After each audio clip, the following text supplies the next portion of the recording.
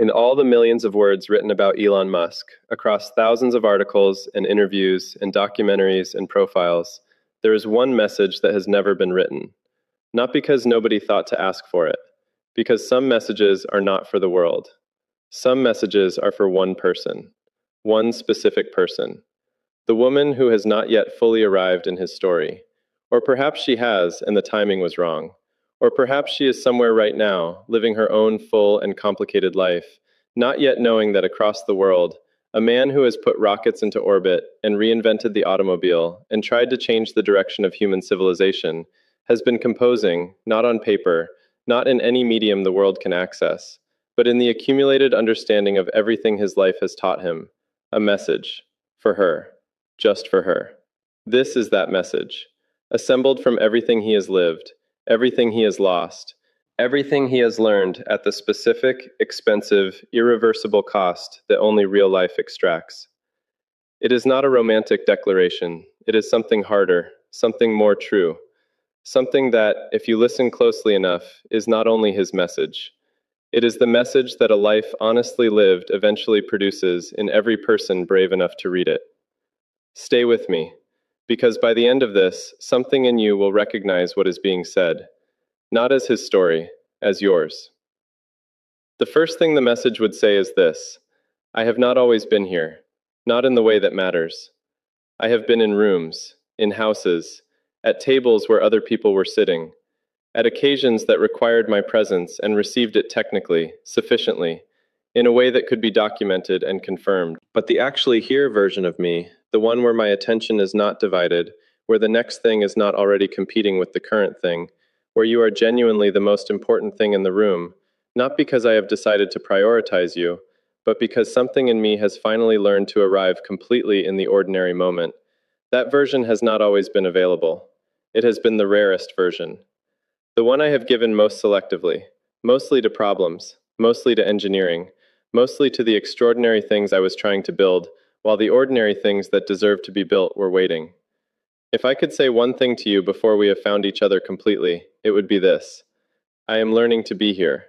Not perfectly, not consistently yet, but I understand now what I did not understand before. That being here, actually here, is not secondary to everything else. It is everything else. That the ordinary moment with you is not the reward after the important things are done. It is the most important thing. And I am learning to treat it that way, one Tuesday at a time. There is a grief I carry that I do not often bring into the open. Not because it is not real, because it is so real that bringing it fully into the open requires a kind of stillness I have not always been capable of. I had a son, Nevada. He lived for 10 weeks. He was put to sleep in his crib one night, healthy and whole, and he did not wake up. There are no words that have ever been adequate to that, in any language. The people who love me tried to find them anyway. And in those days after, when the most important thing I could have offered was simply stopping, being still, being present in the grief, being the kind of person who could hold that weight with the person who was also holding it. I went back to work, not because I did not love him, not because the grief was not real, because everything in me had been trained since I was a child in a house that was not always safe, to understand that stopping was dangerous, that if you stopped, the thing chasing you would catch up. And so I moved. And someone I loved grieved alone. I am telling you this not because I want you to understand that I was broken then. I want you to understand that I know what that cost. I know what was needed. I know what presence, in its most demanding form, looks like. And I know that I could not give it then. I am a different understanding of myself now. Still imperfect, still in difficult moments, pulled toward motion rather than stillness. But I know now what motion costs when stillness is what the moment requires. And I will not choose motion over stillness with you. Not when stillness is what matters. I got things wrong, not accidentally, systematically. There are patterns in how I have moved through relationships that have extracted real costs from real people. The pattern of being technically present while actually elsewhere.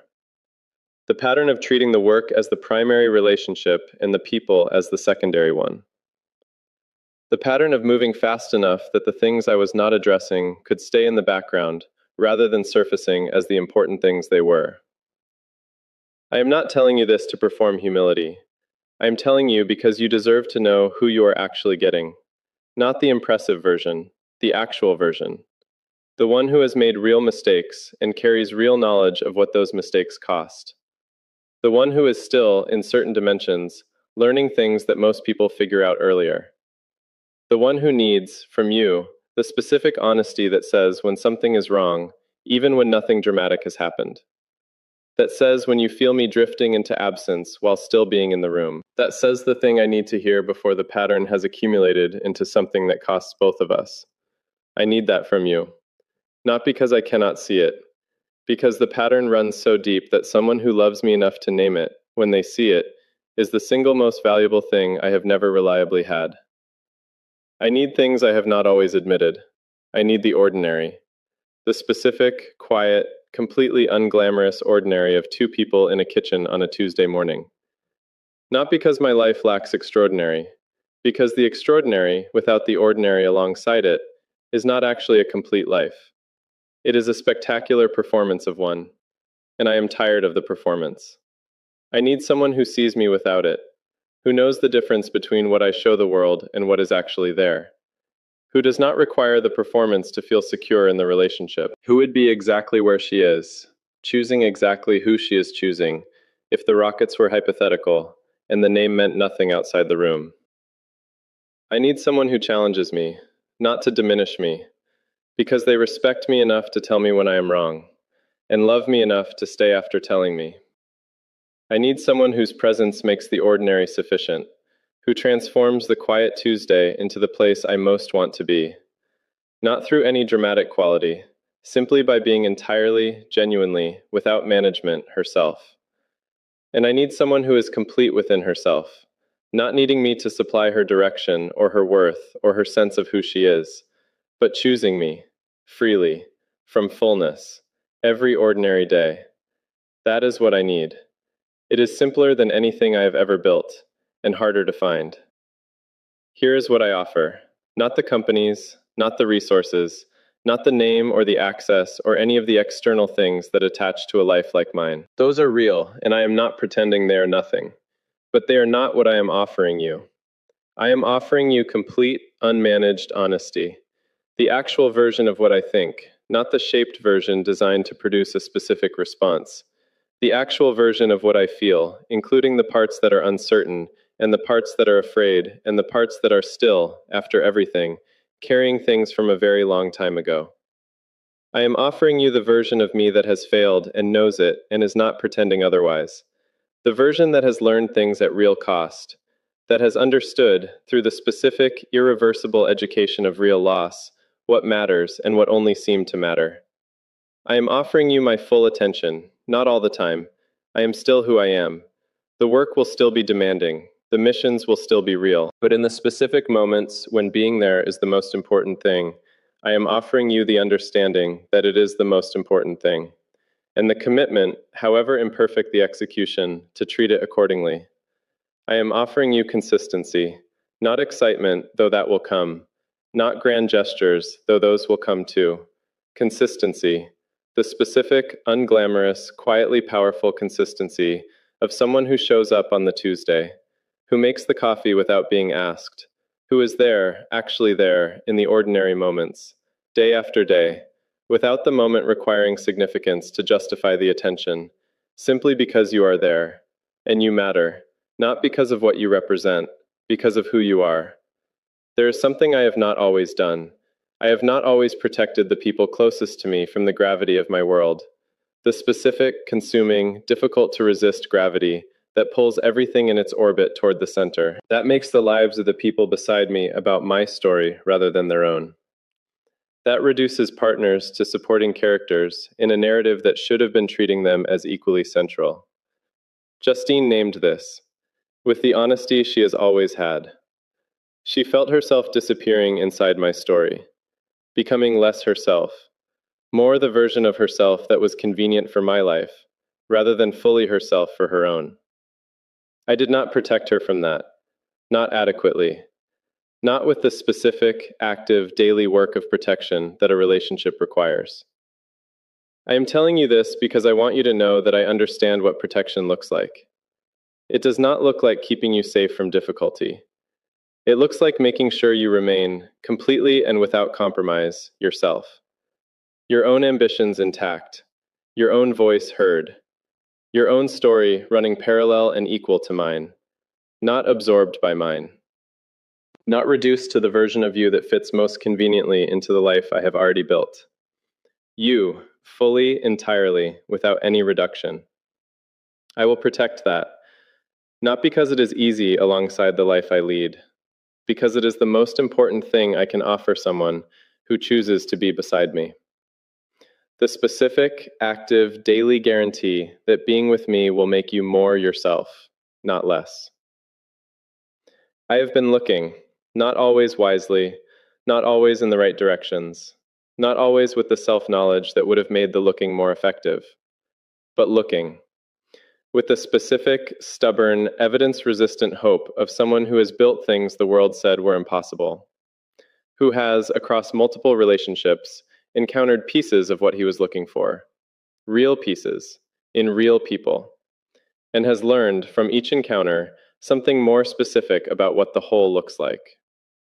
And the whole, assembled from everything he has learned, looks like this. Someone who is entirely herself, who sees him entirely, who stays in the ordinary moments, who tells the truth, who does not need him to be the impressive version in order to feel secure in what they are building, who wants to be found, not rescued, found, by someone who has been looking long enough to recognize her when she arrives, who does not need her to announce herself dramatically, who will recognize the specific, quiet, completely unmistakable quality of someone who is exactly who they say they are, and who will do the one thing that every search, however long, ultimately requires: stop looking, and be found in return. This is the message, not for the world, for one person, the woman who will share his name, not the name on the company's, the name that belongs to the version of him that exists after midnight, in the specific, quiet, entirely unglamorous honesty of a life examined completely. It is not a perfect message. It does not come from a perfect person.